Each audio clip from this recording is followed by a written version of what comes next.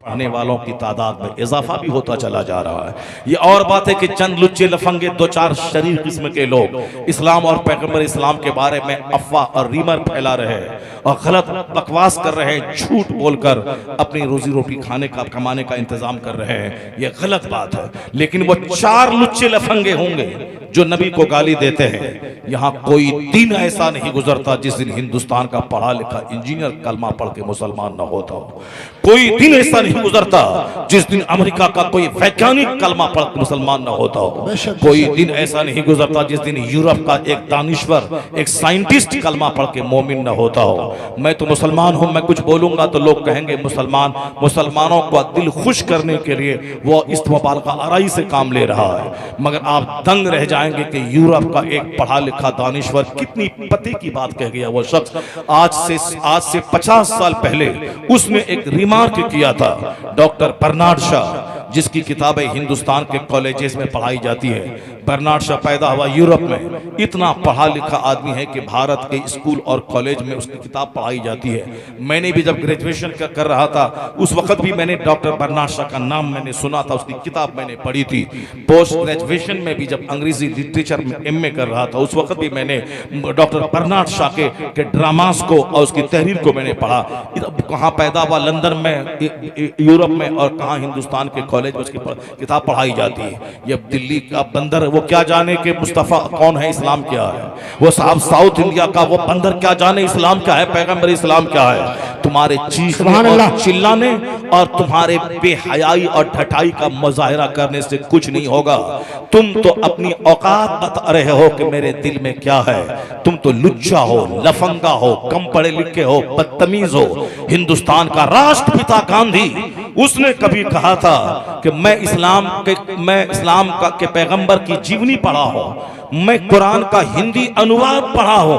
पहले मैं समझता था कि इस्लाम तलवार के बल पे फैला है, लेकिन जब से मैंने कुरान का हिंदी अनुवाद पढ़ा, इस्लाम के पैगंबर की पवित्र जीवनी पढ़ी, अब मैं कह सकता हूं कि इस्लाम तलवार के बल पे नहीं, इस्लाम तो अपनी सच्चाई और इस्लाम के पैगंबर के अखलाक की बुनियाद पे फैल गया। सुभान अल्लाह। तो मैं राष्ट्रपिता गांधी की बात मानो कि इस कलवेटी राजा की बात मानो, मैं गांधी की बात मानो कि दिल्ली की बंदरिया की बात मानो। इन बंदरियों की बात से कभी नर्वस नहीं होने का। जो दुनिया के बड़े लोग हैं, उन लोगों ने जो अपना दिल खोल के मुस्तफा की तारीफ की है, उसको पढ़ने से ताल्लुक रखता है। यूरोप का दानिश्वर कहता है, और standards by which human greatness may be measured is anyone greater than he. वो क्या कहते हैं डॉक्टर लामार्टिन, इंसान की असमतों को जांचने का जितना पैमाना हो सकता है, इंसान की बुलंदी को नापने का जितना भी पैमाना और जितनी भी कसौटी हो सकती है, हर कसौटी पे लाके तब परखा जाए कौन है तारीख आदमियत में जो मुस्तफा से बड़ा हो सके। कौन नहीं मिलेगा जो मुस्तफा से बड़ा हो। इसलिए बरेली का आला हजरत ने 100 साल पहले कहा था, सारे ऊंचों में ऊंचा समझिए जिसे, है उस ऊंचे से ऊंचा हमारा नबी। अच्छा समझिए जिसे, है उस अच्छे से अच्छा हमारा नबी। कोई स्कॉलर बड़ा नहीं, कोई फिलोसोफर बड़ा नहीं, कोई डायरेक्टर बड़ा नहीं, कोई प्रोफेसर बड़ा नहीं, सबसे आला व औला हमारा नबी, सबसे बाला व वाला हमारा नबी। अपने नबी का चर्चा करते रहिए, अपने नबी की शान बयान कीजिए, अपने नबी की शान सुनते रहिए। यह दो चार लुच्चे लफंगों बंदरों कुत्तों की बातों से कुछ फर्क नहीं पड़ने वाला है। डॉक्टर बर्नार्ड शॉ इतना बड़ा पढ़ा लिखा आदमी, जिसकी किताब दिल्ली यूनिवर्सिटी में चलती है, जिनकी किताब लखनऊ यूनिवर्सिटी में चलती है, जिनकी किताब बिहार के पटना यूनिवर्सिटी में चलती है, जिनकी किताब हिंदुस्तान के चेन्नई बेंगलोर यूनिवर्सिटी में चलती है, वो इतना बड़ा दानिश्वर, उसने इस्लाम के ताल्लुक से क्या कुछ कहा है, आप दंग रह जाएंगे। मैं उनको देखूं कि इन बंदरों को देखूं, जो दुनिया का एक बड़ा पढ़ा लिखा आदमी, जिनकी किताबें दर्जनों सैकड़ों यूनिवर्सिटीज में पढ़ाई जाती हैं। पढ़ना और है, किताबों का पढ़ाया जाना और है। वो पढ़ते नहीं, उनकी किताब पढ़ाई जा रही है। वह मर गए, उनकी किताब पढ़ाई जा रही है। उन्होंने क्या कहा, आप भी गौर से सुन ले। चाय पान की दुकान पे चिकनी चिकनी चपड़ी बातें करना इस्लाम का मुस्तकबिल बड़ा खतरनाक है। आने वाले दिन में मुसलमानों का क्या होगा होगा, हमारा बिजनेस का क्या होगा। बिजनेस की फिक्र तो है, मगर आज अगर मैं मर गया तो कल कब्र में मेरा क्या होगा। 99 अज़दहा सांप मुझको डसेगा, कब्र में मेरी जहन्नम की तरफ से खिड़की खुल जाएगी, मैं कब्र में झुलस के रह जाऊंगा। कभी नहीं सोचता बंदा कि अगर अभी मर गया, जोहर के बाद मेरे जनाजे का ऐलान हुआ तो लोग तो दफना के चले आएंगे वहां से। मैं करोड़ों का माल जिसके लिए मैं नमाज छोड़ा, झूठ बोला, ज़कात नहीं दिया, हज में मौखर किया, हज को मौखर किया, वो उसके लिए वो मकान तो रह गया बच्चों के पास, मेरे साथ रहा वो हज ना करने का गुनाह, ज़कात ना देने का गुनाह, नमाज ना पढ़ने का गुनाह, झूठ बोलने का गुनाह सारा लेके हम कब्र में चले गए। और जिस मकान के लिए गुनाह किया वह मकान मेरी बहू के लिए रह गया, और बहू उस मकान में रात के 3 बजे तक मोबाइल चलाती है और वहां चैटिंग करती है। वो मकान रह गया बच्चों के पास, जिसमें 24 घंटे वो टेलीविजन पे गाने सुनता है और साहब उसमें कॉमेडी सुनता है, और सारा घर म्यूजिक और शैतानत का अड्डा बना हुआ है। हमने झूठ बोल के बनाया था, हमने नमाजें छोड़ दी थी, तक वरना नमाज पढ़ने जाऊंगा तो 10 रुपया घट जाएगा, ग्राहक वापस चला जाएगा। नमाज तक नहीं पढ़ी, किसके लिए? उसी मकान बनाने के लिए। मकान रह गया बच्चों के पास ताकि सनीमा हाल बन जाए, और मैं चला गया कब्र में, और वहां फरिश्ता पूछेगा बता तूने जिंदगी कैसे गुजारी। अब वहां जहन्नम की खिड़की खुल गई, आग में जलूंगा, मैं बच्चा बच्चा करूं, मैंने घर बनाया था तेरे लिए, नमाज छोड़ दिया था घर के लिए, मुझको बचाओ, कोई नहीं बचाएगा। बच्चा 1 मिनट तेरे साथ कब्र में नहीं सोएगा तो बचाएगा क्या? बीवी को बोल दे कि 5 मिनट मेरी कब्र में जाके सो जा, भी डरेगी अगर मैं सो गई तो फिर अंदर चिपक गई मैं तो फिर मेरा क्या हाल होगा। वो बच्चा डर से बाप की लाश को कब्र में उतारता नहीं है कि अगर मैं वहीं रह गया अंदर में तो फिर कोई हमको उठा नहीं पाएगा, मेरा हाथ कट जाएगा। डर से बच्चा जाता नहीं कब्र के अंदर में, दूसरे लोग रिश्तेदार कब्र में उस लाश को उतारते हैं। तो जिसके लिए सारी जिंदगी झूठ बोलने में गुजर गई, वो बच्चा कब्र में 1 घंटा साथ नहीं देता है, और ये चिकनी चपकी बातें कर रहा है। क्या होगा आने वाले दिन में उत्तर प्रदेश के इलेक्शन का, क्या होगा हिंदुस्तान का, क्या होगा ओवैसी का, क्या होगा पंडित जी का, तुम्हारा क्या होगा 1 मिनट के बाद? अगर अभी तुम मर गए तो तेरा कब्र में क्या होगा? हिंदुस्तान तो अपनी जगह रह जाएगा, हिंदुस्तान के हालात अपनी जगह रह जाएंगे, हिंदुस्तान के बारे में ज्यादा चिंता करने की कोई जरूरत नहीं है। सारी दुनिया अल्लाह की है और अल्लाह सारी दुनिया को चलाता है। कहां किसको हाकिम बनाया जाए और कहां किसकी हुकूमत छीनी जाए, ये सारा काम अल्लाह का है। नहीं पढ़े तुम कुरान? कुलिल्लाहुम्मा मालिकल मुल्क तूतिल मुल्क मन तशा व तंज़िउल मुल्क मिम्मन तशा व तुइज़्ज़ु मन तशा व तुज़िल्लु मन तशा बियदिकल खैर इन्नका अला कुल्लि शैइन कदीर। सारे बादशाहों का बादशाह है वह खुदा, जिसे चाहता है हुकूमत देता है और जिससे चाहता है छीन लेता है। हुकूमत देना अल्लाह का काम, हुकूमत छीनना अल्लाह का काम, और सारी दुनिया अल्लाह चलाता है और हम बिला वजह दिमाग उसमें लगा रहे हैं। हमको अल्लाह ने पैदा किया है इबादत के लिए, नमाज रोजा हज ज़कात अदा कर, माँ बाप की खिदमत कर, अपने से दूसरों को फायदा पहुंचा, जबान से किसी को कष्ट न दे, हाथ से किसी को कष्ट न दे, पांव से चल के किसी को कष्ट न पहुंचा, अपने दिमाग के पलान से किसी को तकलीफ न दे, वरना दुनिया तकलीफों से भर जाएगी और कष्ट के कांटों से भर जाएगी। आदमी वही है जो अपने से दूसरों को फायदा पहुंचाए। आदमी का सही डिफिनेशन यही है, जो आदमी ऊंची आवाज बोल के दूसरों को जलील करे, जो नाम बिगाड़ के दूसरों को जलील करे, जो गाली दे के दूसरों को जलील करे, वह आदमी की सूरत में कलंक है। वो आदमी है ही वो जो दूसरों के प्रॉफिटेबल हो, जो दूसरों के लिए लाभदायक हो। इसलिए हदीस में आया है कि 10 साल का एतकाफ कोई मस्जिद नबवी में करे, 10 साल का एतकाफ, 10 साल का एतकाफ, 1 साल के एतकाफ में 10 दिन का जो एतकाफ होता है रमजान के आखिरी 10 दिनों में, उसका सवाब ये मिलता है कि बंदा जब एतकाफ करके मस्जिद से लौटता है 2 हज और 2 उम्रे का सवाब मिलता है। मगर क्या कहा हदीस में कि 10 साल का एतकाफ एक तरफ, एक मुसलमान भाई के किसी काम आ जाना एक तरफ। हजरत अब्बास रज़ियल्लाहु ताला अन्हु है मस्जिद नबवी में मौजूद है, गालिबन हजरत अब्दुल्ला इब्न अब्बास मस्जिद में मौजूद है। एक शख्स आके अपना काम बताया, हजरत मस्जिद से बाहर निकलने लगे। किसी ने बोला हुजूर आप एतकाफ में बैठे हैं? कहा मुझे मालूम है कि मैं एतकाफ में बैठा हूँ, लेकिन कब्र अनवर की तरफ इशारा करके कहा मैंने इस कब्र वाले से सुना है, यानी हुजूर की कब्र की तरफ इशारा करके। उस वक्त में कोई दीवार कोई पिलर नहीं था, सामने सरकार का रोज़े अनवर बिल्कुल ओपन खुला हुआ था और फिर सामने मस्जिद नबवी है, उसी में एतकाफ में बैठे हुए हैं। कहा कि मैंने इस साहिब कब्र से सुना, यानी हुजूर अक़ल सलाम से सुना है कि जो किसी मुसलमान के काम आ जाए यह काम 10 साल के एतकाफ से बेहतर है। अल्लाह समद। एक मुसलमान का काम आ जाना, अगर मेरे फोन से किसी का काम बन जाए, मेरे मुस्कुराने से किसी का गम हल्का हो जाए, मेरे किसी की बात 10 मिनट सुनने से उसका काम बन जाए, मैं उसके सर पे हाथ फेरने से उसका गम हल्का हो जाए, उनके साथ 10 कदम चलने से उसका गम हल्का हो जाए, तो फिर यह काम 10 साल के एतकाफ से बेहतर है। प्रयास करे काम हो या ना हो।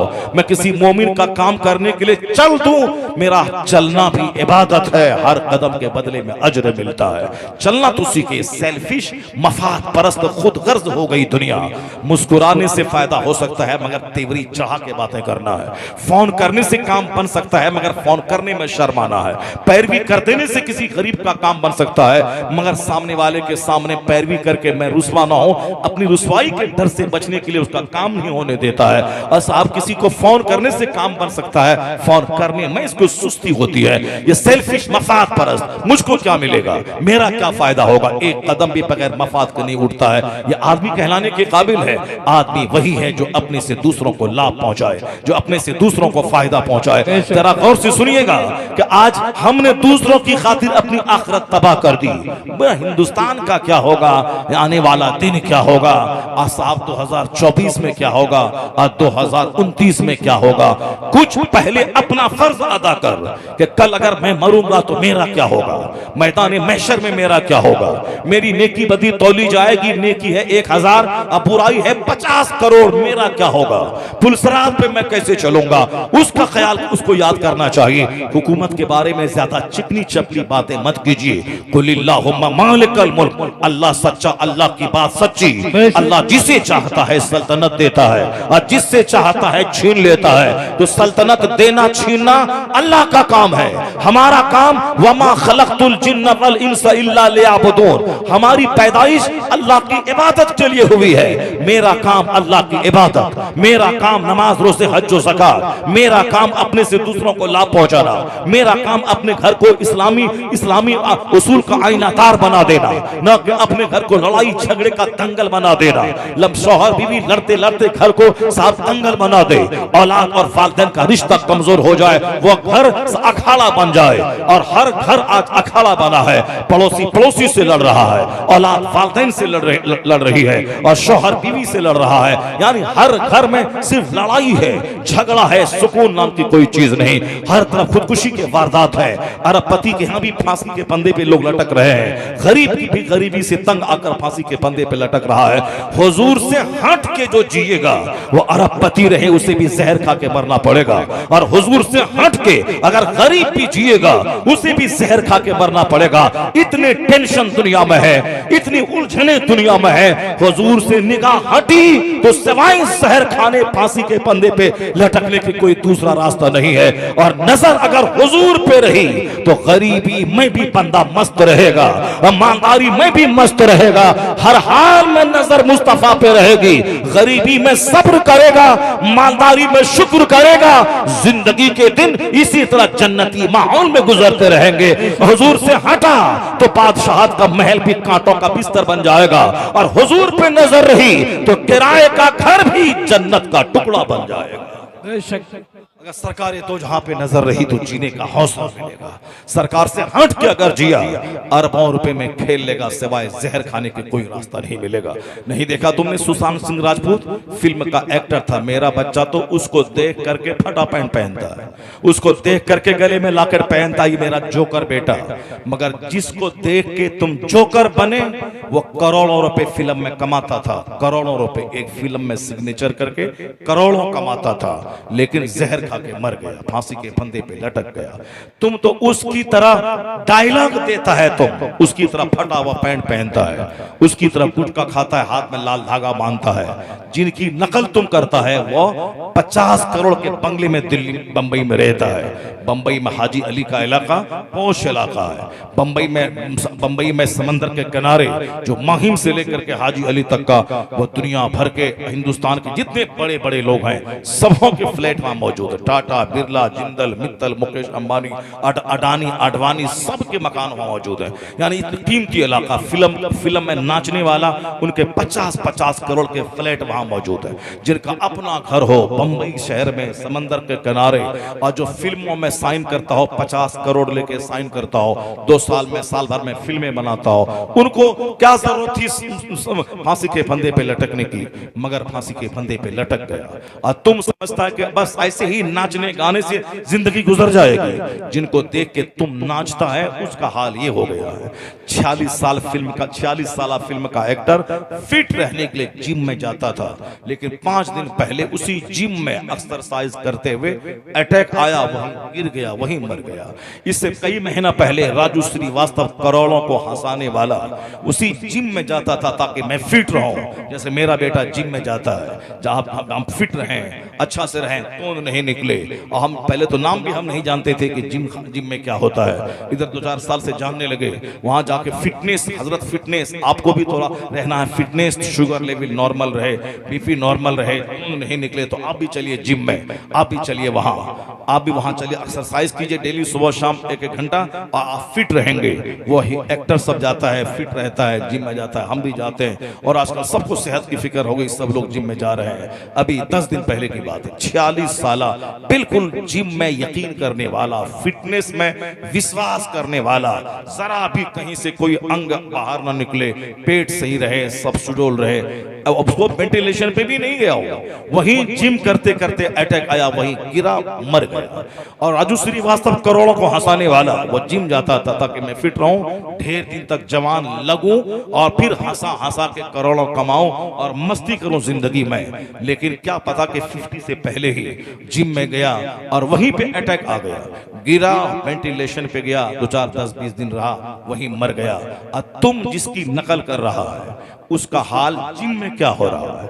करोड़ों के फ्लैट में 5 दिन के बाद उसकी सड़ी हुई लाश निकल रही है। इतना गिरा बांध के रख ले कि चोकरी करने, नाचने गाने और फिल्म के हीरो की नकल करने में तुम जो चाहता है कि जिंदगी में सुकून मिल जाएगा, नहीं मिलेगा। अगर सुकून मिलना था तो सुकून उसको उसकी जिंदगी में मिलता जो बंबई में 50 करोड़ का फ्लैट रखता है, जिनके दरवाजे पे 10 करोड़ की कार लगी हुई है, जिनका एक पांव अमेरिका में, दूसरा पांव ब्रिटेन में रहता है, जो हिंदुस्तान में नहीं बल्कि जो मार्केटिंग वाशिंगटन डीसी में करता है, जो टोरंटो कनाडा में मार्केटिंग करता है, उसको तो रहना चाहिए। लेकिन नहीं, वो अमेरिका जाता है इलाज कराने के लिए, वहां से डेड बॉडी वापस आती है। मलेशिया, सिंगापुर जाते इलाज कराने के लिए, वहां से लाश लौट के घर आती है। तो तुमने जिसकी नकल में इंजॉय करना चाहा, इंजॉय वहां नहीं है, सुकून वहां नहीं है। तो सुकून है कहां?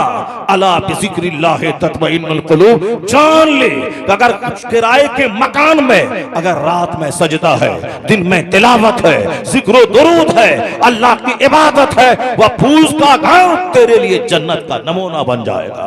वहां करार मिलता है, वहां सुकून मिलता है। अगर 50 करोड़ का बंगला, अगर वहां इबादत नहीं है, तिलावत नहीं है, अल्लाह का जिक्र नहीं है, तो वही घर की दीवारें काटने दौड़ेंगी, वही घर शैतान का अड्डा बन जाएगा। इसलिए तो मैंने कहा था, आज जो घुमक्कड़ का कल्चर चला है, 50 करोड़ का बंगला और जाते हैं नदी नाला पहाड़ देखने के लिए।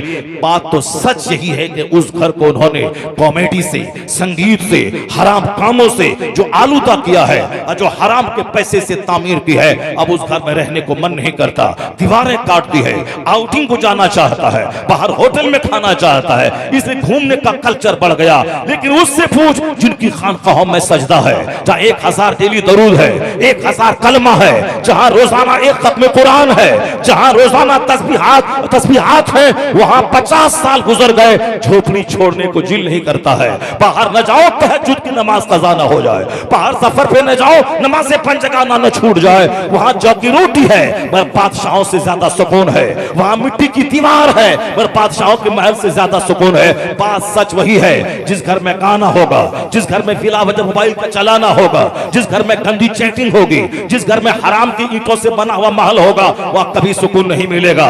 इसी तरह घूमता रहेगा, इसी तरह मर जाएगा, कभी डल झील जाएगा, कभी ऊटी देखने जाएगा, कभी कश्मीर जाएगा, कभी बैंकॉक जाएगा, इसी हालत में जलील और रुस्वा होकर मर जाएगा। और जिसने अपनी झोपड़ी को इबादत से सजाया, तिलावत से सजाया, उसकी झोपड़ी जब तक वह जिंदा रहे बादशाहों के लिए काबिल रश्क बन जाती है। और जब वह जिक्र इलाही करने वाला मर जाता है, उनकी कब्र पे भी करोड़ों का मेला रहता है। उनकी कब्रों के वसीले से अल्लाह दुआएं कबूल फरमाता है। नाराए तकबीर, नाराए रिसालत, उलमाए अहले सुन्नत, मसलके आला हजरत, नाराए तकबीर, नाराए रिसालत। सुभान अल्लाह, अल्लाह सच्चा, अल्लाह की बात सच्ची। अब इसके बाद अभी और कोई कमजोरी है ईमान रह जाएगा? अभी 2 साल पहले आपने सुना होगा पूरे हिंदुस्तान में किस कदर चंद शरीरों ने जीना महाल मुश्किल कर दिया था। मार के भगा देंगे, बाहर का आदमी आएगा उसको यहाँ जगह दे देंगे, और तुम यहाँ तुम्हारे पास Aadhaar card, PAN card, bank passbook और सर्टिफिकेट, ये चारों पेपर में नाम नहीं मिलेगा, तुमको भगा के बांग्लादेश भगा देंगे, डिटेंशन कैंप में डाल देंगे। क्या शरारत, क्या बदतमीजियां थी। पूरा हिंदुस्तान में इसे खतरनाक माहौल पैदा कर दिया। कोई कागज नहीं भी रहे, मैं इस मुल्क में 1000 साल से मेरे बाप दादा रहते हैं, यही कोई प्रूफ नहीं कि मैं इस मुल्क का बाशिंदा हूँ। नहीं, अब साहब नाम यहाँ आलम है, यहाँ मोहम्मद है, यहाँ खान है, यहाँ अंसारी है। बड़े बड़े मौलाना लोग सब बम्बई छोड़ छोड़ के घर आके, कोई सब BLO के पास, कोई बैंक में, कोई कचहरी जा करके सब नाम दुरुस्त करने में लगा, चुके हंगामा पापा था। अब साहब लोग जीना मुश्किल हो गया, ये कर देंगे, वो कर देंगे, भगा देंगे, लगो पूरे हिंदुस्तान ये वो फलां चीना। मुसलमान परेशान हो गए, हर शहर में प्रदर्शन, हर शहर में धरना, कोई बात सुनी नहीं जाएगी, किसी की कोई 1000 चीखो चिल्लाओ, कुछ नहीं होगा। सब मुसलमान परेशान थे। 40 करोड़ मुसलमान अपने आप को असहाय, बेसहारा समझ रहे थे। लेकिन जिन लोगों की रातें इबादत में गुजरती हैं, जो लोग रात रात भर आंसू बहाते हैं, जो लोग आहे सहरगाही, ऐसा अल्लाह की विलायत ऐसे नहीं मिलती है। अल्लाह ताला किसी को वली ऐसे नहीं बनाता है कि अब मौज मस्ती करे, ऐसी मकान, ऐसी गाड़ी, ऐसी घर, खाए पिए, टोन ऊंचा करे और वली बन जाए, ऐसा नहीं होता है। डॉक्टर इकबाल कहते हैं, इश्क जब सिखाता है आदाब खुद आगाही, खुलते हैं गुलामों पर असरार शहनशाही। अत्तार हो, रूमी हो, रासी हो, गजाली, कुछ हाथ नहीं आता बे आगे सहरगाही। जब तक कि रात के आखिरी पहर में बंदा रोता नहीं है, आहो फुगा नहीं करता है, इस्तिगफार नहीं करता, आंख से आंसू के कतरे नहीं बहाता, विलायत का दरवाजा बंद रहता है। विलायत उसी को मिलती है जो रात के आखिरी पहर में बिस्तर से उठ जाता हो। ततजाफा जुनूबहुम अनिल मदाजिअ यदऊन रब्बहुम खौफन व तमआ, जिनकी करवटें बिस्तर से अलग हो जाती है। वल मुस्तगफिरीन बिल असहार, जो रात के आखिरी पहर में इस्तिगफार करने वाले, व यस्तगफिरून बिल असहार, जो रात के आखिरी पहर में इस्तिगफार, अपने गुनाहों की माफी मांगते हैं। रात भर इबादत तिलावत और रात के आखिरी पहर में इस्तिगफार। जो 1000 बार डेली इस्तिगफार करेगा, औलाद में बरकत होगी, आसमान से बारिश होगी, रोजी में इजाफा होगा, बदन में ताकत मिलेगी, गुनाहों की माफी होगी। जब घर में संकट और मुसीबत दिखाई पड़े तो कसरत से इस्तिगफार करें, अस्तगफिरुल्लाह रब्बी मिन कुल्लि ज़ंबि व अतूबु इलैह। और रात में फजर के टाइम से थोड़ा सा पहले उठकर वह तस्बीह, जो फरिश्तों की तस्बीह है, सुभान अल्लाह व बिहम्दिही, सुभान अल्लाहिल अज़ीम व बिहम्दिही, अस्तगफिरुल्लाह, यह तस्बीह फरिश्तों की तस्बीह है। जो गरीबी पैहम जिसके पास बराबर आ रही है, कारोबार में तरक्की नहीं हो रही है, परेशान है, वो हर रात को उठ करके आखिरी पहर में इस तस्बीह को 100 बार पढ़ा करे।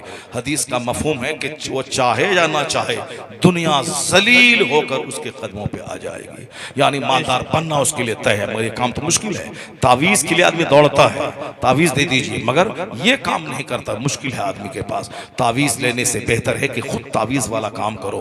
रात के आखिरी पहर में उठ के तस्बीह पढ़ो, ये फरिश्तों की तस्बीह है। आखिरी पहर में रोना, आज से 50 साल पहले मुस्लिम मोहल्ले में गुजर जाए, मर्द अलग रोते थे, औरतें अलग आंचल फैला के रोती थी, इस्तिगफार करती थी। मोमिन की बस्ती की पहचान थी आखिरी पहर में इस्तिगफार की आवाज़, कलमा शरीफ की आवाज़, कुरान पाक की तिलावत की आवाज़, रोने सिसकियां भरने की आवाज़।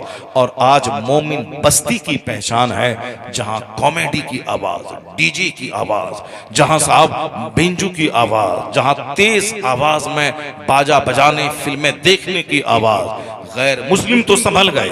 बेंगलोर में 10 बजे के बाद गैर मुस्लिमों की बस्ती में सारे स्ट्रीट लाइट भी बंद हो जाते हैं। यहाँ जो गली के जो खंबे की लाइट है उसको भी लोग बंद कर देते हैं, स्विच रहता है स्विच ऑफ कर दिया ताकि अंधेरे में गहरी नींद आएगी।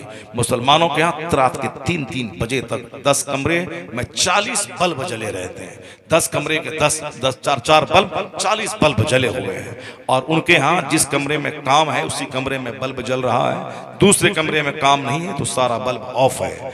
काम हुआ ऑफ किया चलाया। हमारे यहाँ बिल्कुल फ्री की बिजली है, जैसे कि फ्री का पैसा आता है। ना बिजली जलाने का ढंग है, और कल अगर बिजली गुम हो जाए, पानी नहीं मिले, पानी नहीं चढ़े, सारा मकान सड़ जाए, मकान बदबूदार हो जाए, गरीबों के चापाकल से हैंड पाइप से पानी लाए, तब समझ में आ जाता है कि ये बिजली का क्या रोल है और बिजली कितनी कीमती चीज है। अभी है तो बिला वजह सारे बल्ब जल रहे हैं। जहां जरूरत हो वही बल्ब जलाए, जहां जरूरत नहीं हो उस ऑफ रहे। मैंने एक अरबपति को चेन्नई में देखा, मुसलमान था वो, उसके यहाँ देखा वॉशरूम में गए, बल्ब ऑन किया, फिर वहां से निकले, बल्ब ऑफ हो गया। दूसरे सारे कमरे के बल्ब ऑफ है, जहां हॉल में बैठे हैं लोग वही बल्ब जल रहा। अगर अंदर कमरे में घुसे लाइट ऑफ। मैंने कहा कितना बिल आता होगा? कहा वो 2500 समथिंग बिल आते हैं। 2000 उसके लिए तो ऐसी हाथ का मैल है। गरीबों मिस्किनों को 5000 10,000 20,000 ऐसे लुटाता रहता है। कोई मौलाना गया किसी काम से, मदरसे का चंदा 10,000, मौलाना को इनाम दे दिया 1,000, या आप अपने खर्चे के लिए रखिए, ये 2,000 मदरसे के लिए रखिए। जिनके पास पैसों की फरावानी है वो बल्ब के ताल्लुक से, बिजली के ताल्लुक से इतना चौकस है, इतना चौकन्ना है। इसी तरह छोटी छोटी बातों से पैसे बचाते हैं, तब दीन की राहों में पैसे खर्च होते हैं। और हमारे यहाँ फरावानी के साथ पैसे फजूलियात में खर्च होते हैं। और जहां दीनी कामों में पैसे की बात आ जाए वहां बखील और महाकंजूस हम बन जाते हैं, कयामत की निशानी बन जाते हैं हम। हुजूर ने फरमाया आखिर ज़माने में बुखालत बढ़ जाएगी, जब हर आदमी अपनी राय को दूसरों से बेहतर समझने लगे, और जब देखना कि लोगों पर बुखालत तारी होने लगे, समझ जाना कि कयामत अब बिल्कुल करीब आ गई है। जरा गौर से सुनिए जो बात मैं कहने जा रहा हूं। मैं भी कहा था कि हमारे लिए मॉडल मुस्तफा की जात है, सरकार दो जहां। हमें किसी के लिए छोड़ा नहीं, हम दूसरों के मोहताज रहे। हुजूर ने सारी बातें खोल खोल के मैं बता दी। हम पढ़ते नहीं सरकार की बात, हम पढ़ते नहीं कुरान। मेरा काम है अल्लाह की इबादत, मैं अपने काम पे नजर रखूं, बाकी दुनिया चलाना रब का काम है। हुकूमत देना हुकूमत छीना यह रब का काम है। तो हमारी सारी एनर्जी उसी पे लॉस हो रही है। एक घंटा बैठ के बिला वजह बहस है। साहब किसकी गवर्नमेंट बनेगी नहीं होगी, कुछ कोई फायदा नहीं हुआ, इस बहस से कोई फायदा नहीं होने वाला। मुसलमान टूटे हैं, मुसलमान बिखरे हैं, मुसलमान जात बरादरी के नाम पे, मुसलमान साहब खानदान कबीले के नाम पे बटे हैं, कोई किसी को वोट नहीं देता। ये सारी बातें बोलने से कोई फायदा नहीं है। हर आदमी को अपनी बुराई दूर करके अच्छाई को अपने अंदर क्रिएट करने की जरूरत है, न कि बिला वजह दूसरों की बात उठा करके अपनी महफिल को रंगीन बनाने की जरूरत है। खुद से जितना हो सके आदमी को अच्छा काम करना चाहिए। दूसरा कुछ भी करे हमको उसे बहस नहीं, मुझको अच्छा काम करना है, मुझको यह करना है, चाहे लोग पागल कहें, और मुझको नेक बनना है, मुझको अच्छा बनना है, जन्नती बनना है। दुनिया की जिंदगी मेरी मुख्तसर है, जो 2-4 दिन बचे हैं मुझको जन्नत वाला काम करके दुनिया से जाना है। बाकी अल्लाह की दुनिया है, अल्लाह जाने हिंदुस्तान में कौन बनेगा, पाकिस्तान में कौन बनेगा। अल्लाह को सारी दुनिया चलाना है। दुनिया बहुत दिनों से आबाद है, बहुत दिनों तक रहेगी। दुनिया बनाने वाला रब है, मुझे रब की इबादत करनी है, मेरा काम ये था। और अपना काम छोड़ करके, नमाज रोजा छोड़ करके राजनीति कर रहे हैं, राजनीति का चर्चा कर रहे हैं। साहब ये एमएलए है, एक वक्त की नमाज नहीं पढ़ते हैं, झूठ सर से लेके पांव तक झूठ है। ये मुसलमानों का हमदर्द बनते हैं, मगरमच्छ के आंसू बहा रहे हैं। सिर्फ हमसे वोट लेने के बाद 5 साल के बाद फिर दोबारा चेहरा तक नहीं दिखलाएंगे, और ये मुसलमानों का हमदर्द बन रहे हैं। जो अब नमाज का नहीं, जो रोजे का नहीं, जो अल्लाह रसूल का नहीं, वो समाज की क्या खिदमत कर पाएगा? वो अपना कुछ भी नहीं है। वो तो पंडित जी है जो उत्तर प्रदेश का, वो पंडित जी लखनऊ में बैठा हुआ है, वो तो जब मंदिर का महंत था वही लुंगी है, वही कुर्ता है। वो पंडित जी गया पार्लियामेंट में, वही लुंगी वही कुर्ता। वो पंडित जी बैठा लखनऊ के सीएम की कुर्सी पर, वही लुंगी वही कुर्ता। मैंने कहा था उर्स रज़वी के स्टेज से लाखों मुसलमानों को, ये पंडित जी तुम्हारे लिए, ये पंडित जी को दुश्मन हो समझ, ये पंडित जी तुमको जगाने के लिए आया है, ये जगा रहा है। उससे मेरे वो बच्चे सबक हासिल करें जो बच्चे मुखिया नहीं प्रधान नहीं बनते हैं तो आलिमों का हाथ चूमते हैं, लेकिन जैसे ही प्रधान बन गया अपने आप को प्रधानमंत्री समझने लगता है। बोली बदल जाती है, लिबास बदल जाता है, जीने का अंदाज बदल जाता है, विधायक बना तो अब तो वो फिर फिरौन बन गया, सांसद बना तो अब तो वो आदमी दूसरों को समझना ही छोड़ देता है। अब उनके दोस्ती के सर्कल काफिरों के साथ, अब उनका लिबास बदला, उसका शराब पीने की शाम बदल गई और दोस्तों के सर्किल बदल गया, सब जबान बदली, लिबास बदला, अंदाज बदला, दूसरों से मिलना छोड़ दिया। ये पंडित जी जब मंदिर में रहता था तो भी लुंगी कपड़ा पहनता था, जब दिल्ली में 15 साल रहा तो भी लुंगी और कुर्ता पहनता था, और अभी 8 साल से उत्तर प्रदेश के लखनऊ में वो वही लुंगी और हाफ पैंट पहनता है और वो जाता है अयोध्या होली और दिवाली मनाने के लिए। वो आरएसएस का आदमी है, वो अपने तंजीम का मजबूत कैडर है, वो मुख्यमंत्री है, तो मगर अपना लिबास नहीं छोड़ा, खान पान वो जमीन पे बैठ करके वो सब्जी खाता है, उसको नहीं छोड़ा। मेरे बच्चों को शर्म आनी चाहिए। थोड़ा सा पैसा हुआ तो जबान बदल गई, थोड़ा सा पैसा बढ़ा लिबास बदल गया, थोड़ा सा पैसा बढ़ा जीने का स्टाइल बदल गया। अब आलिमों से मुलाकात छोड़ दिया, मस्जिदों में आना जाना छोड़ दिया, जुमा की नमाज छोड़ दी, अब होटल अटेंड करना शुरू किया।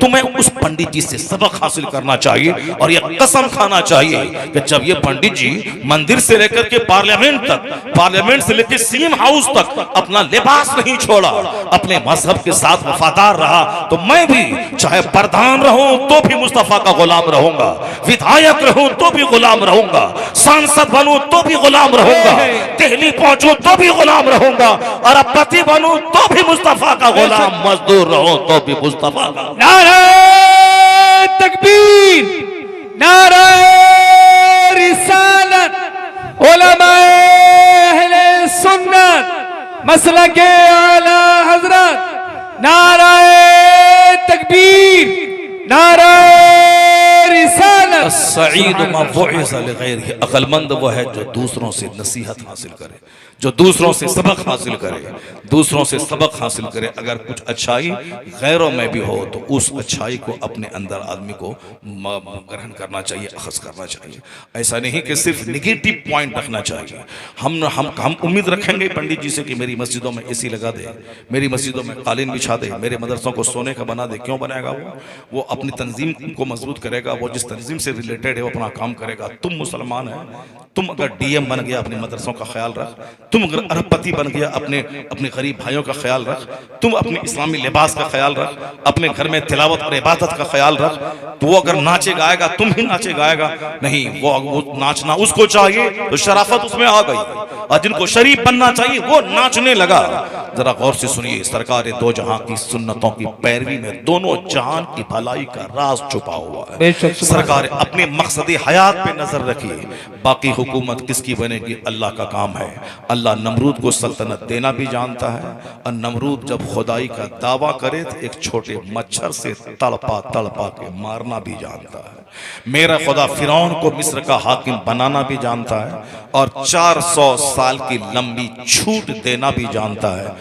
और अगर उसके दिमाग में कीड़ा काटे कि मैं खुदा हो गया, लोग मेरी परस्तिश करें, तो उसे पानी में डुबा के तड़पा के मारना भी जानता है। मेरा खुदा वो है जो कारून को बेपनाह खजाना देना भी जानता है, और अगर दिमाग में कीड़ा काटे उसके तो सारे खजानों समेत जमीन में धंसाना भी जानता है। मेरा खुदा वो है जो अबू जहल को कुरैश का सरदार बनाना भी जानता है, और अगर दिमाग में कीड़ा काटे मुस्तफा के कत्ल का प्लान बनाए, उसे 2 बच्चों के हाथों मैदान बद्र में जलील करके मारना भी जानता है। इसलिए कभी भी नर्वस होने की जरूरत नहीं, अपने रब से रिश्ता मजबूत रहे, कुरान पाक की तिलावत डेली रहे, नमाज पंजगाना पाबंदी से अदा हो, चाहे जनाजा घर से निकले तो भी नमाज न छूटे, चाहे बारात घर से निकले तो भी नमाज न छूटे, हर हाल में पाबंदी से नमाज अदा हो। बाकी फिर इंतजार करें, जो रब कल के नमरूद को नहीं छोड़ा है वो आज के नमरूद को भी नहीं छोड़ेगा, जो रब कल के फिरौन को नहीं छोड़ा है वो आज के फिरौन को भी नहीं छोड़ेगा, जो रब कल के कारून को नहीं छोड़ा है वो आज के कारून को भी नहीं छोड़ेगा, जो रब कल के अबू जहल को नहीं छोड़ा है वो आज के अबू जहल को भी नहीं छोड़ेगा। मेरे रब का कानून है कि मैं नेमतें देता हूं, जब बंदा नेमतों की नाशुक्री करता है, उसका गलत इस्तेमाल करता है, तो हम उससे नेमत नेमतें छीन लेते हैं। तो कल गरीब का बच्चा था नमरूद, उसे दुनिया का हाकिम बना दिया, लेकिन जब सजदा करवाने लगा एक मामूली मच्छर से तड़पा तड़पा के मार दिया।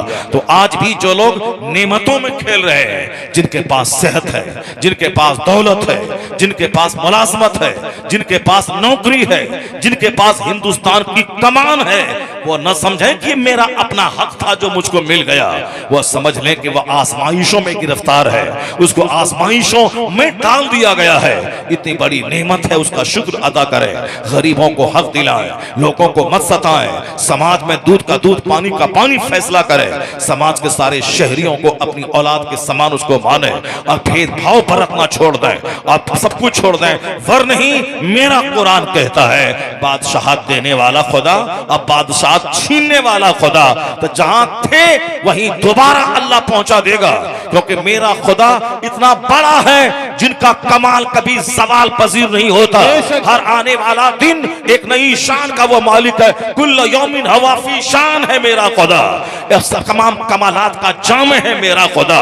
यानी अब मेरा खुदा इतनी ताकत का मालिक है, उसके नजदीक 400 साल 4 मिनट है, 14 साल 14 सेकंड भी नहीं है। वह बादशाह अगर देना जानता है तो फिर कुर्सी छीन कर हाथ में कटोरा दे के भीख मंगवाना भी जानता है। कुलिल्लाहुम्मा मालिकल मुल्क तूतिल मुल्क मन तशा व तनज़िउल मुल्क मिम्मन तशा व तुइज़्ज़ु मन तशा व तुज़िल्लु मन तशा बियदिकल खैर इन्नका अला कुल्लि शैइन क़दीर। अरब के बकरी चराने वालों को अल्लाह ने रूम का हाकिम बना दिया, अरब के खाना बदोशों को अल्लाह ने ईरान का हाकिम बना दिया। जब उनको जज्बा पैदा हुआ कि मुझको अल्लाह की जमीन पे अल्लाह का निजाम कायम करना है, तो वो निकल के कश्ती में आग लगा दी, या तो अब यहाँ इस स्पेन में मेरी कब्र बनेगी, दुश्मनों से लड़ते लड़ते मैं मर जाऊंगा, या फिर इस्लाम का झंडा मैं गाड़ दूंगा। तो जो अब मरने के लिए जाता है शहादत पाने के लिए कि दोबारा लौट के घर नहीं आना है, कश्ती में आग लगा देनी है, फतह तो उसी का कदम चूमती है। यानी जो बिल्कुल डेडिकेटली वह साहब डेडिकेशन के साथ लड़े, जैसे मुस्लिम और काफिर में जब भी जंग होती है, काफिर अपना जान बचाना चाहता है और मुस्लिम जान दे के शहादत पाके जन्नत जाना चाहता है। और जो जान देने जाएगा वह बुज़दिली नहीं दिखाएगा, और जो जान बचाने जाएगा वह सोचेगा जंग भी जीत लें और जान भी बचा लें। ऐसा नहीं होता है। और जो जान देने जाता है उससे कभी भी कोई पंगा नहीं ले सकता है, क्योंकि वह जान बचाने नहीं गया, वो जान देने गया है। जब जान देने गया है तो आसानी से जान नहीं देगा, आखिरी दम तक 2 4 10 20 50 को जहन्नम पहुंचाएगा, फिर आखिर में शहादत का जाम पिएगा। ये हमारे बुजुर्गों ने तुमको भी समझाया है। ताकतवर मोमिन अल्लाह को पसंद है, ताकतवर मोमिन बनिस्बत कमजोर मोमिन के अल्लाह को पसंद है। जो हदीस मैंने पहले पढ़ी थी, ताकतवर मोमिन अल्लाह को पसंद है, ताकतवर मोमिन अपनी बीवी को खुश रखेगा, ताकतवर मोमिन 5 वक्त नमाज पाबंदी से पढ़ेगा, ताकतवर मोमिन मक्का से अरफात 17 किलोमीटर दूर पैदल चल के हज करेगा और हर कदम पे 6 करोड़ नेकी मिलेगी। आला हजरत ने पूरी जमीन की पैमाइश की है और बताया है कि कितने खरब, कितने अरब, कितने करोड़ नेकियां पैदल चलने के बाद मिलती हैं। हर कदम के बाद 6 करोड़ नेकी मिलती जो पैदल चलेगा। बदन में ताकत रहेगी, सीना मजबूत रहेगा, तब बंदा पैदल चलेगा। यहाँ तो गुटखा खा खा करके इतना कमजोर बंदा हो गया है कि 10 कदम दौड़ता है तो सीना कांपने लगता है और सीने पे हाथ रख के चलता है। तो इतना कमजोर आदमी न अपनी बीवी को बचा पाएगा, कमजोर आदमी न नमाज पढ़ पाएगा, कमजोर आदमी न हज कर पाएगा, कमजोर आदमी न पासपोर्ट ऑफिस में लाइन में लग करके 2 घंटा खड़ा रह पाएगा। बेशुमार लड़कों को हम लोग देखते हैं वो लाइन में खड़ा है, अब साहब चक्कर आया गिर गया। ये छोकरा 18 साल का चक्कर आया गिर गया, या 28 25 30 35 50 साल का बूढ़ा अधेड़ आदमी वो लाइन में खड़ा है 5 घंटे से, कोई चक्कर नहीं है। और ये 18 साल का छोकरा चक्कर आया है गिर गया है। सिर्फ सिगरेट पीना, तंबाकू खाना, गुटखा खाना, झूठ बोलना, 24 घंटे स्क्रीन पे निगाहें टिका के फिल्में और फजूल बातों को देखना। मोबाइल आग से चार्ज होता है और आग को कंट्रोल में रखोगे तो घर में खाना बनेगा, और आग अगर गालिब आ गई तो पूरा घर जलकर राख हो जाएगा। इसलिए मोबाइल को कंट्रोल में रख। अगर मोबाइल गालिब आ गया तो तेरी सोच, तेरी समझ, तेरा जिस्म, तेरा दिमाग सब जल कर राख हो जाएगा। तेरे बच्चे, तेरी नस्ल, तेरी औलाद, तेरा घर सब जल जाएगा। तो इसी तरह जल रहा है जिस तरह आए दिन अखबारात में खबरें मिल रही हैं। मुसलमान की खूबसूरत बेटी बरेली इलाके में गैर मुस्लिम के साथ शादी कर ली। मुसलमान की बेटी आजमगढ़ में एक गैर मुस्लिम के साथ शादी कर ली। एक मौलवी मौलाना, बरेलवी मौलाना की बीवी 2 दिन पहले वो गैर मुस्लिम के साथ भाग के शादी कर ली। जाहिर सी बात है, जब घर में ईमान नहीं रहेगा, इस्लाम नहीं रहेगा, तो यही होगा जिसका तमाशा सारा हिंदुस्तान देखा। जब आप दूसरों, हम पर्दा फर्ज है, देवर से पर्दा फर्ज है, चचेरे भाई से पर्दा फर्ज है, अपने भांजे से पर्दा फर्ज है। क्यों? भांजे से निकाह हो सकता है। अगर मामू मर गया, ममानी से निकाह भांजे का हो सकता है। जिससे निकाह हो सकता है उससे पर्दा फर्ज है। अगर चचा मर गया तो चची से भतीजे का निकाह हो सकता है। जिससे निकाह हो सकता है, अपने जवान भतीजे से भी पर्दा फर्ज है। जिसने भी अपने जवान भतीजे के साथ अपनी बीवी को, नहीं वो तो बेटा है, वो तो बेटा है, भेजा। कुछ दिनों के बाद पता चला कि चचा अपनी जगह है, भतीजे के साथ दिल बहला रही है उनकी बीवी भतीजे के साथ। और एक भतीजे ने अपने चचा को गोली मार दी कुछ दिन पहले, जब वो चचा ने सख्ती की कि नहीं, तुमको ऐसे इनके साथ नहीं जाना है, उन्होंने गोली मार दी अपने चचा को। अब तुमको छोड़ देंगे, तुम चचा मेरे बाप का भाई हो तो क्या भागो, इसको मैं नहीं छोड़ूंगा। ये हिंदू दोस्त गैर मुस्लिम दोस्त के साथ एग्जाम दिलाने के लिए भेज रहा है बड़े मौलाना साहब। अब जब वो दोस्त उसकी बीवी को लेके चला गया, अब उसी से शादी रचली। एक तो शादी करना अलग है, मजहब खत्म हो गया, दीन खत्म हो गया, काफिरा बन गई, मुर्तद बन गई। अब कहीं का नहीं रही, ना दुनिया का ना आखिरत का। जवानी तो 10 साल के बाद खत्म हो जाएगा, चेहरा तो चमड़े का चेहरा तो ढल जाएगा, जवानी तो रहेगी नहीं। जो लोग जवान थे और आज बूढ़े हो गए, जो औरतें जवान थी वो आज बूढ़ी हो गई, लाठी के सहारे चल रही है। जवानी आज है, कल खत्म। मगर मरने के बाद जहां जाना है वहां का एक दिन 50,000 साल के बराबर होगा। असल रुसवाई वहां की, असल बेइज्जती वहां की। इसलिए हर मुसलमान पे लाजिम है, doctor, engineer, professor, IAS officer, IAS, ये मत करे। अपने बेटे के ईमान की फिक्र करे, अपने बेटे के अकीदे की फिक्र करे, अपनी बेटी के ईमान की फिक्र करे, अपनी बेटी के अकीदे की फिक्र करे। यही सब तमाशा होता रहेगा, महफिलें उजड़ती रहेंगी, तो फिर तुम्हारे बच्चों को दीन कौन सिखलाएगा? तुम्हारी औरतों को दीन कौन सिखलाएगा? शादी ब्याह में जो धमाल मचेगा, डीजे बज रहा है, मजा मिल रहा है, तो फिर क्या होगा? जिस शादी की पहली तारीख को ही हराम काम कर दिया गया, वो शादी आगे रंग क्या लाएगी? यही रंग लाएगी कि डकैत औलाद पैदा होगी। यही रंग, जिस शादी में हराम दाखिल हो, नबी की सारी बात को ताक पे रख दिया गया। हुजूर ने कहा था, निकाह में नेक औरत का सिलेक्शन करना। नेक औरत अगर रहेगी तो औलाद अच्छी होगी। तुमने सिर्फ नाक और चेहरा और कलर देखा, इंटरमीडिएट और ग्रेजुएशन की डिग्री के बारे में पूछा, नहीं पूछा कि दरूद ताज याद है कि नहीं, दुआए क़ुनूत याद है कि नहीं। नहीं, DLED किए हैं, करिए कि नहीं करिए। अब नाक खूबसूरत है, चेहरा खूबसूरत है, ओके, मेरी तरफ से ओके है। आप कब आएंगे? आइए, शादी की तारीख तय कीजिए। ये नहीं पूछा कि आज उम्र थी इनके 18 साल, अभी 40 साल तक शादी इसकी नहीं होगी। ये साहब MA कर रही है, PhD कर रही है, उम्र हो गई 38 साल, 40 साल। ये 20 साल जवान होने के बाद किस तरह गुजरे? कहीं चोर दरवाजे से कहीं एबोर्शन तो नहीं हुआ? 2-4-10 लड़कों से गलत संबंध तो नहीं रहे? कुछ नहीं। नाक लंबी है, आंख बड़ी है, चेहरा गोरा है, चेहरे पे गोश्त है, मेरी तरफ से ओके है। चाहे 4 हमल पीछे से गिर गया हो, वो सब चलता है दुनिया में। आजकल कौन उतना पकड़ता है, कौन देखता है? तुमको जो करना था पहले किए, हमको जो करना था हम करें। अब शादी के बाद दोनों एक साथ मिलकर रहेंगे। यहां आखिरी हद तक लोग सरेंडर कर चुका है। आज से 25 साल पहले मेरे शेख ने कहा था कि अनटच्ड लड़की जिसको कोई टच नहीं किया हो, आज करोड़ों में कोई मिलती है। कहां कराऊं अपने बेटे की शादी? कहां करूं? किसका निकाह, किसका सिलेक्शन करूं? अभी तो साहब ज़िना को लोगों ने फैशन बना लिया। अपने शौहर से लड़ाई है, अजनबी मर्दों से 1-2 घंटे तक मुंह साहब घुमा के कब लड़ाई है। अपने शौहर से लड़ाई है, इस कदर लड़ाई है कि रात दिन मखाने का मैदान है घर। हमारे उलमा को कहना पड़ा कि तुम्हारा घर समाज में जलील हो रहा है, अगर लड़ना ही है तुमको तो तुम भी अरबी सीखो, अपनी बीवी को भी अरबी सिखा दे, और दोनों मिलकर अरबी में लड़ो, ताकि पड़ोसी समझे कि वहां कलमा खानी हो रही है। वहां कलमा खानी हो रही है। इस कदर मैदान जंग घर बना हुआ है, लड़ाई झगड़े अखाड़ा। साहब क्यों नाक देखा था आपने, चेहरे का गोश्त देखा था आपने, 6 फीट की लंबाई देखी थी आपने, दीन नहीं देखा था। कुर्बान जाए मुस्तफा पे। हुजूर ने क्या कहा, वाला अमातुन सौदा ओ सातो दीनिन अफजल। नबी ने कहा था काली कलोटी दीनदार औरत तेरे हक में बेहतर है। हुजूर ने कहा था अद्दुनिया मता, ये दुनिया चंद दिन बरतने की चीज है। वह खैर मता दुनिया इमरातुन सालिहा, इस दुनिया की सबसे बेहतरीन पूंजी नेक औरत है। घर है सोने चांदी का और घर में औरत ही नेक नहीं है तो बंदा जहर खा के मर जाता है। क्या करूं उस घर में रह के जहां औरत ही अच्छी नहीं है। बाहर में खूब नेताजी हैं, मंत्री जी हैं, घर में आए तो वहां साहब संतरी बन गए अपनी बीवी के सामने। अब वो घर छोड़ के भागना चाहता है। औरत अगर अच्छी है तो बाहर हजार गम रहे, घर आने के बाद सुकून मिल जाता है। जब लोगों ने पहले खूबसूरती को देखा, लेकिन जब बाद में घर उजड़ने लगा तो अब कहते हैं नहीं, नेक औरत दुनिया की सबसे बेहतरीन पूंजी है।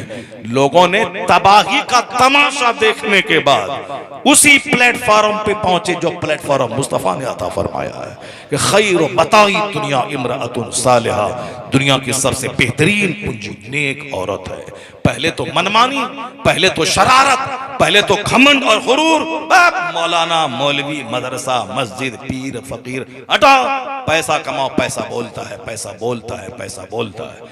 पहले तो पैसा बोलता है, पैसा, फैक्ट्री, मकान, अरबों की दुकान। ये मौलाना मौलवी को कुछ नहीं मिलता है तो बोलता है सुन्नत पे अमल कीजिए, तो इस पे चलिए। कौन चलता है उस पर, कौन अमल करता है, कौन अमल करता है। और बाद में जब फटती है और बाद में जब ज़कात बंटने लगती है, जब तबाही का तमाशा देखता है, तब बोलता है बात वही सच्ची है जो मुस्तफा ने कही है। तबाही का तमाशा देखने के बाद उसी प्लेटफॉर्म पे बंदा आता है जो प्लेटफॉर्म मुस्तफा ने अता फरमाया है। और आज जब बच्चे हाथ से बिगड़ने लगे, इंजीनियर डॉक्टर बनने के बाद माँ बाप के नाफरमान पैदा होने लगे, माँ बाप कहते हजरत पैसा तावीज़ दी, तावीज़ दीजिए, तावीज़ दीजिए, तावीज़ दीजिए। तो तावीज़ से थोड़ी कुछ होने वाला, मैं वही बात तो रिपीट कर रहा हूँ। तावीज़ नहीं होता है बल्कि नेचुरल सिस्टम से काम करना पड़ता है। जैसी जमीन वैसी फसल, जैसा दरख्त वैसा फल। माँ जमीन है, जमीन। माँ के पेट में बच्चा 9 महीना रहता है, बाप के पेट में नहीं रहता। बाप बीज डाला, 9 महीने तक बच्चा माँ के शिकम में रहता है। माँ का दूध बच्चा नहीं पीता, बच्चा बाप का दूध नहीं पीता है, बच्चा माँ का दूध पीता है। 2 साल तक माँ के सीने से चिपक के बच्चा रहता है। इसलिए बच्चों में ज्यादा कैरेक्टर माँ का मुंतकिल होता है। बच्चा माँ से ज्यादा अटैच रहता है। माँ 3 मुश्किलात से ज्यादा गुजरती है, एक दूध पिलाना, एक तकलीफ से जन्म देना और 9 महीना पेट में रखना। इसीलिए हुजूर से जब पूछा गया मन अहक़्क़ु बिहुस्न सहाबती, मेरे हुस्न सुलूक का सबसे बेहतर मुस्तहक़दार कौन है, हुजूर ने कहा था माँ। फिर कहा गया तो कहा माँ, फिर कहा गया तो माँ, फिर चौथी बार कहा तो कहा अब बाप। 3 बार माँ की खिदमत के ज्यादा मुस्तहिक है, 3 गुना ज्यादा। चौथी दफा बाप का नाम लिया, क्यों? माँ ने 3 खतरनाक पीरियड से माँ गुजरी है जिससे बाप नहीं गुजरा है। माँ पेट में 9 महीने रखी है, बाप नहीं रखा है। तकलीफ दे पीरियड है, तकलीफ से जनी है। 1000 तलवार के मारने के बराबर तकलीफ होती है जब बच्चा पैदा होता है। उस पीरियड से माँ गुजरी है और फिर 2 साल तक सूख के कांटा बनकर छाती का दूध माँ पिलाती है, बाप नहीं पिलाता है। इसीलिए बाप से 3 गुना ज्यादा माँ खिदमत का मुस्तहिक है। एहतराम बाप का ज्यादा है, खिदमत माँ का ज्यादा। क्योंकि बाप तो माँ का भी राजा बादशाह है, इसीलिए बाप का एहतराम ज्यादा है, मगर खिदमत माँ की ज्यादा है। माँ बोले पानी लाओ, बाप बोले पानी लाओ, पहले माँ को पानी दिया जाएगा, क्योंकि उनके एहसानात बाप के मुकाबले में 3 गुना ज्यादा है, इसलिए उसका हक 3 गुना ज्यादा है। माँ जमीन माँ है, 9 महीने बच्चा वहां रहता है, 2 साल बच्चा उनके सीने से चिपक के दूध पीता है। इसलिए अगर वो जमीन अगर बंजर मिल गई तो फसल जलकर राख हो जाएगी। आप तो नाक और चेहरा देख के एंजॉय कर लेंगे, मगर जो बच्चा उसके शिकम में पैदा हो परवरिश पाएगा वो बच्चा माँ का कैरेक्टर लेके आता है। जमीन अगर बंजर हुई फसल जल जाएगी। इसीलिए औरत चाहे हमारी इंजॉय के काबिल ज्यादा हो ना हो, नाक थोड़ी सी टेढ़ी हो चलेगा, रंग काला हो चलेगा, लेकिन कैरेक्टर अगर उम्दा हो तो फिर वो इतना ज्यादा चलेगा कि मैं मर भी जाऊंगा, मेरी नस्लें महकती रहेंगी। और अगर नाक लंबी रही, आंख बड़ी रही, चेहरा गोरा रहा तो ठीक है, 2 साल तक एंजॉय करते रहे। तीसरे साल अगर बच्चा नहीं हुआ तो अजमेर में चिल्ला करने के लिए पहुंच गए, बाबा 2 साल हो गए बच्चा नहीं हो रहा है। औरत कहती है तलाक दिलवा देंगे इस बहू को, बेटे से 2 साल हो गए बच्चा नहीं हुआ है। तो फिर क्या हुआ? अब तो बच्चा के लिए शादी हुई है। पहले तो नाक और नक्शा और चेहरा देखा, एंजॉय करेंगे तो अब एंजॉय करो, अभी तो नाक नक्शा है ही। फिर बच्चा नहीं हुआ तो फिर क्यों अजमेर, बरेली और बगदाद दौड़ रहा है? इसका मतलब यह निकला कि सिर्फ नाक और मुंह नहीं, बच्चा चाहिए, ताकि बच्चा मेरी दौलत की निशानी, मेरे खानदान की निशानी, मैं मर भी जाऊं तो मेरी यादगार। पहले तो 10 साल के बाद बच्चा पैदा होता था, और आज तो 1 साल के बाद बच्चा पैदा ना हो तो घर में हंगामा बापा है। सारे लोग एक दूसरे से कानाफूसी करना शुरू कर दे। इसका मतलब है कि बच्चा चाहिए।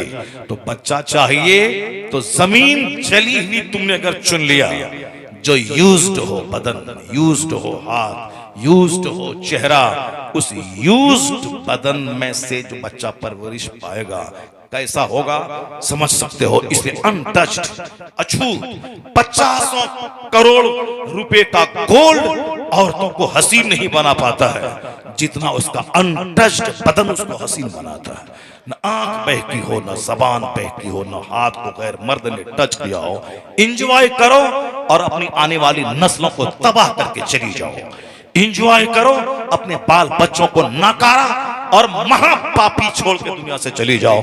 ऐसा थोड़ी होता है कि हम कुछ भी करें, कुदरत के सिस्टम के खिलाफ काम करें और रिजल्ट ऐसा बरामद हो जाए। ऐसा नहीं होता है। हम खाएं सोएं और डीएम बन जाएं, नहीं होता है। डीएम बनने के लिए 18 घंटे डेली पढ़ना पड़ता है। डीएम बनने के लिए आदमी किताब का कीड़ा बनना पड़ता है, स्टडी करनी पड़ती है, हाई क्लास कोचिंग सेंटर लेना पड़ता है और फिर मेहनत करनी पड़ती है, तब बंदा बनता है। ऐसा नहीं कि घर में रहें, अजमेर चले जाएं, बाबा डीएम बना दीजिए हमको, बाबा 2-4 तमाचा मार के अजमेर से भगा देंगे। वहां जो जाएगा IAA BA MA खूब हाई क्लास के नंबर से करके जाएगा, 18 घंटे पढ़ेगा, बोलेगा बाबा मेहनत करना मेरा काम था, अब एक निगाह करम आप डाल दीजिए, मेरा काम बन जाए। मेहनत मेरी, गरीब नवाज की दुआ और आसमान से रहमत उतरेगी, बंदा सबसे पहले कामयाब हो जाएगा। रहमत और मेहनत तदबीर, माँ जैसी औलाद वैसी। कानून कुदरत है कि माँ हो आमिना जैसी और बाप हो अब्दुल्ला जैसा, बेटा होता है मुहम्मदुर रसूलुल्लाह जैसा। नाराए कुदरत का तकबीर, कानून है। नाराए रिसालत, मसलके आला हजरत उलमाए अहले सुन्नत सैयद रिहान मियां साहब क़िबला, सैयद रिहान मियां साहब क़िबला उर्से क़ादरी। नाराए तकबीर, नाराए रिसालत।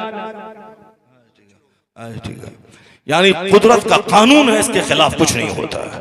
जब माँ हो फातिमा जैसी और बाप हो अली जैसा, माँ ऐसी लाजवाब के रात दिन भर सब फराइज का एहतमाम और एक सजदे में रात गुजर जाए, और बाप ऐसा हो कि रात भर सजदा दिन भर जिहाद, 4-4 दिन का फाका हो और जो कर्ज ला के आता हो गरीब मिस्किन यतीम में खैरात कर दे। जब बाप अली जैसा, माँ फातिमा जैसी, तो बेटा हसन और हुसैन पैदा होता है। बेशक सुभान कुदरत का कानून है। जब बाप हो सैयद अबू सालेह जैसा और माँ हो ऐसी सर से लेके पांव तक नेकी का खूगर, सर से लेके पांव तक नेकियों का मुजस्समा, जिसकी जबान आंख हाथ पांव सब नेकियों से सजे हुए हो, और बाप दिन भर जहाद और रात भर इबादत, जिसको बाप ने लूली लंगड़ी अपाहिज गोंगी तक कहा हो, जो सर से लेके पांव तक नेकी से सजा हुआ। खिलाफे तकवा कोई काम हो, उस दाग को धोने के लिए इस तरह उन्होंने 10 साल की नौकरी और लूली लंगड़ी से निकाह करने पर आमादगी का मुजाहरा किया हो।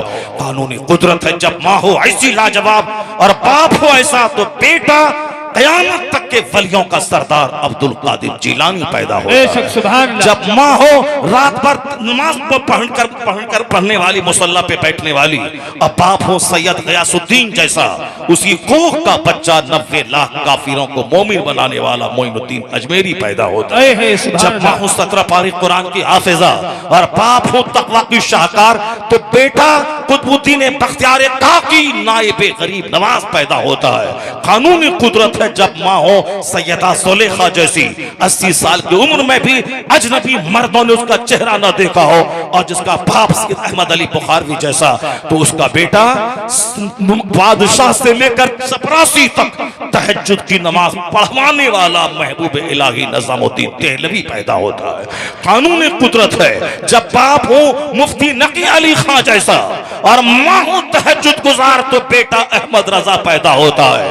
और जब बाप हो अहमद रजा खां और माँ हो तहज्जुद गुजार, तो बेटा मुफ्ती आजम हिंद जन्म लेता है। कानूनी कुदरत है जब दादा हो हुज्जतुल इस्लाम, काफिर देखे तो कलमा पढ़े, और नाना हो मुफ्ती आजम हिंद, नाना हो मुफ्ती आजम हिंद जो डकैत देखे तो मुत्तकी बन जाए, और बाप हो इब्राहिम रजा खां मुफस्सिर आजम हिंद, 1 लाख मुरीदों का मुर्शिद, मगर मुरीदों के सामने हाथ नहीं फैलाने वाला, और माँ हो ऐसा सर से लेके पांव तक तकवा से सजी हुई, अगर मंजर इस्लाम में तभी तहत आ जाए, तनख्वाह देने के लिए पैसे न रहे, तो अपने जेवरात को गिरवी रखकर मंजर इस्लाम को मदरसे की तनख्वाह दिलाने वाली। जब माँ इसी लाजवाब हो और बाप मुफस्सिर आजम हिंद हो, नाना मुफ्ती आजम हिंद और दादा हुज्जतुल इस्लाम, तो उसी कोख का बच्चा अख्तर रजा खां अजहरी ताजुल शरिया।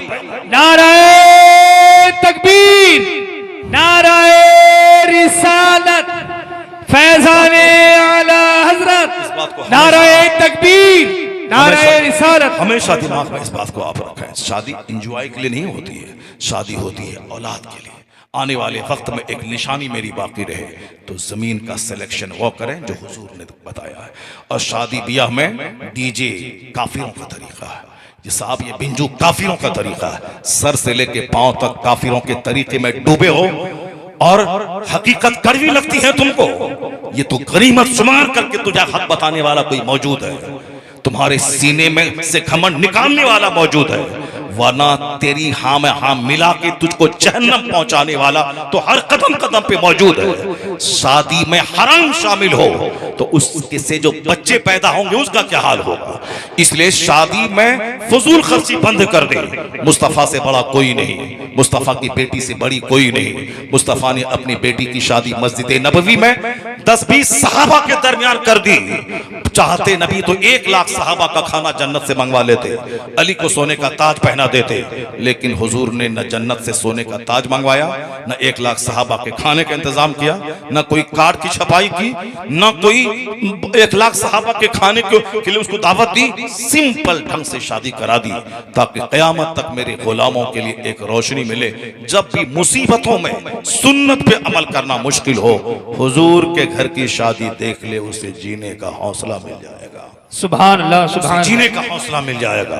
सारा काम है शैतानों जैसा, और फिर घमंड है कि जन्नत मेरी जागीर है, नहीं होगा ऐसा। जमीन जैसी होगी वैसी फसल पैदा होगी, जैसा दरख्त होगा वैसा फल पैदा होगा। इसलिए आपके आलिम आपके दुश्मन नहीं है जो जुमा के दिन आपको हराम व हलाल की बातें बताकर वो आप पर बोझ डालते हैं। नहीं, एहसान है खुतबे जुमा का कि हर जुमा के दिन खुतबा कंपलसरी है। हर मुसलमान को जो नमाज जुमा पढ़ना लाजिम है, तो हर जुमा के दिन बगैर खुतबा के नमाज नहीं होगी। वो खुतबे जुमा में यही बताया जाता है, ये हलाल है, ये हराम है, ये राइट है, ये रॉन्ग है, ये गुड है, ये बैड है, ये परमिटेड है, ये फॉरबिडन है, ये हराम है, ये हलाल है। इसीलिए बताया जाता है, वरना दूसरी कौमें में ओपन सूदखोर, ओपन ज़िनाकार, ओपन या शराबी मौजूद है। कौम मुस्लिम में ओप शराबखोर हैं मगर चोरी छुपे, ज़िनाकार हैं मगर चोरी छुपे। ओपन है क्यों? उसका टोकने वाला कोई नहीं है। और हमारे यहाँ हर जुमा के दिन टोकने वाला हमारे आलिम मौजूद है। जिस घर में गार्जियन टोकने वाला हो, उसका बेटा गुनाह करने से शर्माता है। एहसान खुतबे जुमा का, एहसान खुतबे ईदैन का, एहसान सीरत के जलसों का एहसान हमारे मशाइख का जो अमर बिल मारूफ करते हैं, एहसान हमारे आलिमों का जो हमें टोका टोकी करके सीधा रखना चाहते हैं। जिसके यहाँ कोई टोकने वाला नहीं है उसके यहाँ गुनाह शबाब पे है, चरम सीमा पे है। जो कुछ भी आपके आलिम आपको कहते हैं वो आपकी तहकीर के लिए नहीं कहते हैं। जो दवा थोड़ी सी कड़वी होती है वो थोड़ी ज्यादा असर करती है। इसलिए अगर कुछ ऐसे जुमले जो आपको लगे कि आपके मुनासिब आपके लिहाज से सही नहीं है, वो जुमले तल्ख और कड़वे अगर हों तो उसको अच्छी कड़वी दवा समझ करके कबूल कर लीजिए। नसीहतों में कुछ तलखियां होती हैं। नसीहतों में जब आप अच्छा काम करते हैं तो आपके आलिमों को खुशी हासिल होती है, आपका उनका सीना बाग बाग होता है। लेकिन आपकी बदअमली से जब आप जहन्नम की ओर जा रहे होते हैं तो चूंकि आपका दीनी रहनुमा ये है, इनको तकलीफ होती है। आप लोग बहुत अच्छे आदमी हैं, 2 घंटे तक आपने हमारी तकरीर समाअत की। यही तकरीर उस वक़्त में हो जाती जिस वक़्त सारा मजमा भरा हुआ था, सारे लोग देख रहे थे। उस वक़्त में तकरीर हो जाती तो बहुत लोगों तक ये पैगाम पहुंच गया होता। इसलिए हमेशा आइंदा इस बात का ख्याल रखा जाए कि जो बुराइयां समाज में हैं उसको धीरे धीरे कम किया जाए, अच्छाइयों का माहौल पैदा किया जाए। आलिमों का एहतराम हर हाल में होना चाहिए। हमारा मजहब तो एहतराम का मजहब है। सादात का एहतराम हर हाल में होना चाहिए। जिनके घर से इस्लाम का सूरज चमका है उनका एहतराम करना। इमाम शाफी रज़ी अल्लाह ताला अन्हु ने आखिरी बात कह दी। लोग कहते हैं कि शाफी राफिजी है। अगर अहले बैत से मोहब्बत करना रिफ्ज़ है तो सारी दुनिया गवाह रहे कि मैं राफिजी हूँ। अल्लाहु समद। क्या मतलब? उन्होंने कहा कि रिफ्ज़ अलग चीज़ है। रिफ्ज़ तो वो सहाबा किराम को गाली देना है और मोहब्बत अहले बैत अलग चीज़ है। अहले बैत की मोहब्बत जिनके घर से दीन ईमान मिला हो उसके घर उसकी ताज़ीम करना जरूरी है। लेकिन ऐसा नहीं कि सादात कराम के एहतराम करने के चलते आलिमों को जलील कर दिया जाए। हुजूर ने कहा है इन्नल उलमा वरसतुल अंबिया। आलिम अंबिया के नाइब होते हैं। नाइब होते हैं। नाइब का मतलब उप, जैसे प्रेसिडेंट है, vice president, deputy prime minister, उसी तरह नाइब होते हैं जो उनका उप कहलाता है। हुजूर हमारे रहनुमा, कायद, पेशवा, रसूल आज़म और उलमा उनके नाइब होते हैं। इसलिए तो मैं कहता हूं 50 खरब की फैक्ट्री आपके पास है, बिजनेसमैन। 100 एकड़ जमीन है, लैंड लॉर्ड, जमींदार। आपके डीएम है, नौकरी पेशा आप हैं, 5 लाख महीना कमाते हैं। लेकिन कोई गरीब का बच्चा अगर आलिम बाअमल है वो नाइब पैगंबर है और नाइब पैगंबर का मनसब सबसे बड़ा होता है। तो आलिम दीन का एहतराम, सादात कराम का एहतराम, बूढ़ों का एहतराम, माँ बाप का एहतराम। इस्लाम तो एहतराम ही सिखाता है। एहतराम का मतलब ये नहीं कि एक का एहतराम किया जाए और दूसरों की तहकीर किए जाए। इस्लाम ने अगर कहा है कि माँ बाप का चेहरा देखने से हज मकबूल का सवाब मिलता है तो इस्लाम ने यह भी कहा है कि अपनी बीवी के मुंह में लुकमा जो मोहब्बत से डाला जाए हर लुकमे के बदले में अजर मिलता है। इस्लाम ये चाहता है कि बीवी से भी अच्छे सलूक रहें। माँ बाप, भाई बहन, सारा समाज छोड़ के सिर्फ मेरी मोहब्बत में वो मेरे घर में आई है। अगर मेरी माँ उसको मारे, मेरे भाई उसको गाली दें, मैं गाली दूं, मेरे घर के सारे लोग उसको गाली दें, सब लोग खाएं तो ठीक है, मगर वो बेचारी खाए, उधर से सास टोके, उधर से ननद टोके, उधर से देवर टोके, शौहर टोके, वो तो मर जाएगी। ऐसे ही सारा संसार छोड़ के आई है शौहर के लिए। अब उस घर में सारे लोग उसको टोका टोकी करते रहे, उस पर कड़ी नजर रखें तो जीना मुश्किल हो जाएगा। नहीं, वो सारा संसार छोड़ के जब मेरे लिए आई है तो शौहर पे लाजिम है कि उससे मोहब्बत करे, उसे प्यार करे, माँ का पाँव दबाए, माँ की पेशानी चूमे, बाप की खिदमत करे, अजर मिलेगा। मगर माँ बाप की मोहब्बत का ये मतलब नहीं कि बीवी को मारता रहे, गाली देता रहे। माँ के लिए मुस्तफ़ा ने चादर बिछा दी और अपनी बीवी के लिए सैयदा आयशा ने जब दूसरी उम्महातुल मोमिन में से दूसरी मुसलमानों की मुक़द्दस माँ ने जब खाना तैयार करके भेज दिया, सैयदा आयशा की बारी थी, गुस्सा आया, एक तमाचा उस कनीज को मार दिया। हाथ से खाने का बर्तन नीचे गिर गया, सारा खाना नीचे बिखर गया। हुजूर कह सकते थे, 2-4 तमाचा मार सकते थे सैयदा आयशा को कि तुम भी मेरी बीवी है, वो भी मेरी बीवी है, अगर वो खाना बना के भेज दिया तो तुम क्यों नहीं उस कनीज को मारा, तुमने ऐसा क्यों किया? नहीं, हुजूर ने कुछ नहीं कहा। सरकार नीचे बैठ गए, जो प्याला टूटा था उसके टुकड़े को चुनने लगे और बोलते हैं उस कनीज से कि देखो तुम्हारी अम्मी को गुस्सा आ गया। हुजूर की इस खामोशी, इस सब्र ने जनाब आयशा को अंदर से झंझोड़ दिया। वो सामने आ गई का सरकार मुझसे गलती तो हो गई, अब इस जुर्म की तलाफी कैसे होगी? हुजूर ने कहा इसी तरह के बर्तन में इसी तरह का खाना इस जुर्म की तलाफी है। सैयदा आयशा ने बाजार से वैसा ही बर्तन मंगवाया, वैसा ही खाना तैयार करवाया और फिर खाना उस घर में भिजवा दिया। ये सब्र से दिल जीता जाता है, न कि फाइटिंग से दिल जीता जाता है। एक बीवी में दिन रात फाइटिंग है, वहां 11 बीवियां हैं, सब सजदे में, क़याम में, सुजूद में, सबसे समझती हैं कि हुजूर मुझसे ज्यादा प्यार करते हैं। इस तरह जहां पैगंबर लाजवाब, नबी लाजवाब, सबके लिए मॉडल लाजवाब, बहसते शौहर मुस्तफा का जवाब नहीं दुनिया में। एक बीवी को खुश रखना हमारे लिए मुश्किल है, मेरे जैसे करोड़ों आदमी के लिए मुश्किल है। वो लाजवाब मुस्तफा हैं। 11 बीवियों की मौजूदगी में इस तरह सबों को खुश रखते हैं कि सब यही सोचती हैं कि मुस्तफा सबसे ज्यादा मुझसे प्यार फरमाते हैं। आकाए दो जहां अलैहिस्सलाम के नाइब हैं वो, जो हमारे उलमाए रब्बानीयीन हैं। क्या एहतराम था आला हजरत फाजिल बरेलवी रज़ी अल्लाह ताला अन्हो के शहर से जब अशरफी मियां गुजरते थे तो लोग कहते हैं कि वह ट्रेन पे खड़े हो जाते थे। लोग पूछते थे हुजूर जब आपसे मुलाकात होती आला हजरत की, वो तो आपका पांव चूमते हैं। मुजद्दिद आजम, 1000 से ज्यादा किताबें लिखने वाला, हिंदुस्तान का चौंका देने वाला अजीब शान राइटर, वो तो आपका पांव चूमते हैं और आप उनके शहर से गुजरते हुए ट्रेन पर खड़े हो जाते हैं। कहा हाँ, वो मेरा पांव चूमते हैं, वह मुझे आले रसूल समझ के चूमते हैं और मैं ट्रेन पे खड़ा हो जाता हूं, मैं नाइबे रसूल समझ के उनका एहतराम। सुभान अल्लाह। नारे तकबीर, नारे रिसालत, नारे हैदरी, अज़मत अहले बैत, अज़मत अहले बैत, फैज़ाने आला हजरत अल्लामा डॉक्टर शहरयार खान साहिब किबला। सुभान अल्लाह। खानकाहों में नफ्स को मारा जाता है, खानकाहों में नफ्स को कुचला जाता है, खानकाहों में जौ की रोटी खिला करके सारा घमंड, मैं और अना सबको मिटाया जाता है। चूंकि आजकल खानकाही निजाम ही चरमरा गया है, इसलिए पीरी मुरीदी के भेष में अनानियत, घमंड और गुरूर ने समाज को तबाह करके रखा।